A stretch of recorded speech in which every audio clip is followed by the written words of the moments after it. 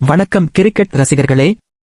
2026 T20 உலக கோப்பையின் super 8 சுற்றில் நேற்று நடந்த ஒரு அதிரடியான போட்டியை பற்றித்தான் இன்று பார்க்கப் போகிறோம்.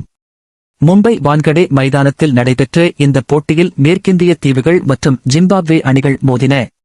நேற்றைய ஆட்டம் ஒரு கிரிக்கெட் போட்டியாக மட்டும் இல்லாமல் மேற்கிந்திய தீவுகளின் அதிரடி வேட்டையாகவே அமைந்தது.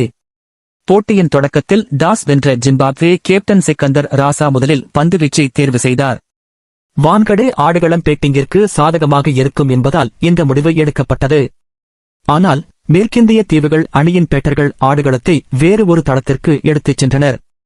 தொடக்க வீரர்களான பிராண்டன் கிங் மற்றும் ஷாய் ஹோப் ஆகியோர் சொற்ப ரன்களில் ஆட்டமிழந்தாலும் அதன் பிறகுதான் மைதானத்தில் வானவேடிக்கை தொடங்கியது.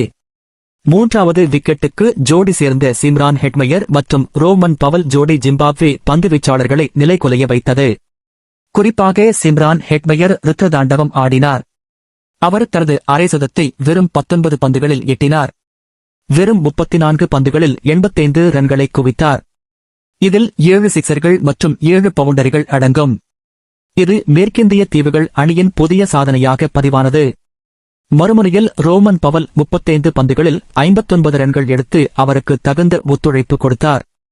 இவர்களின் 122 ரன்கள் பார்ட்னர்ஷிப் மேற்கிந்திய தீவுகள் அணியை ஒரு பிரம்மாண்ட ஸ்கோரை நோக்கி அழைத்துச் சென்றது.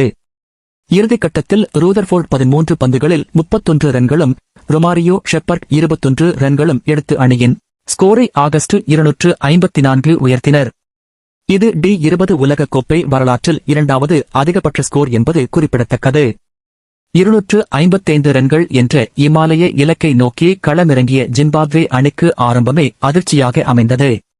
அகில் ஹொசைன் மற்றும் மேத்யூ ஃபோர்டு ஆகியோரின் பந்துவீச்சில் முதல் 3 ஓவர்களிலேயே 20 ரன்களுக்கு 3 விக்கெட்டுகளை இழந்து ஜிம்பாப்வே தடுமாறியது. பிரையன் பென்னட் மற்றும் ரயான் பர்ல் போன்ற முக்கிய வீரர்கள் ஏமாற்றினர். நடுவரிசையில் சிக்கந்தர் ராசா 27 ரன்கள் எடுத்து ஓரளவு போராடினார். ஆனால் இடதுகை சுழற்பந்து வீச்சாளர் குடாகேஷ் மோட்டி தனது மாயாஜால சுழற்பந்தால் ஜிம்பாப்வே அணியை நிலைகுலைய வைத்தார். அவர் 4 ஓவர்களில் 28 ரன்கள் மட்டுமே கொடுத்து 4 விக்கெட்டுகளை வீழ்த்தி அசத்தினார்.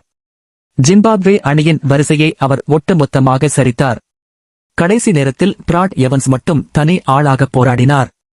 அவர் 21 பந்துகளில் 43 ரன்கள் எடுத்து ஜிம்பாப்வே அணியின் தோல்வியை தள்ளிப் போட்டார். இறுதியில் ஜிம்பாப்வே அணி 17.4 ஓவர்களில் 147 ரன்களுக்கு அனைத்து விக்கெட்டுகளையும் இழந்தது.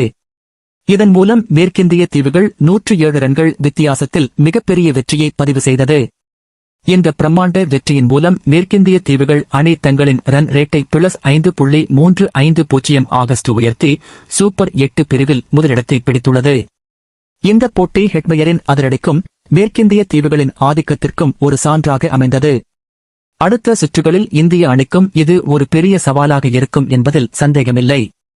இந்த ஆட்டத்தில் 19 பந்துகளில் அதிவேக அரைசதம் அடித்து மொத்தம் 34 பந்துகளில் 85 ரன்கள் குவித்து மேற்கிந்திய தீவுகள் அணியின் இமாலய வெற்றிக்கு வித்திட்ட சிம்ரான் ஹெட்மயர் ஆட்டநாயகனாக தேர்ந்தெடுக்கப்பட்டார்.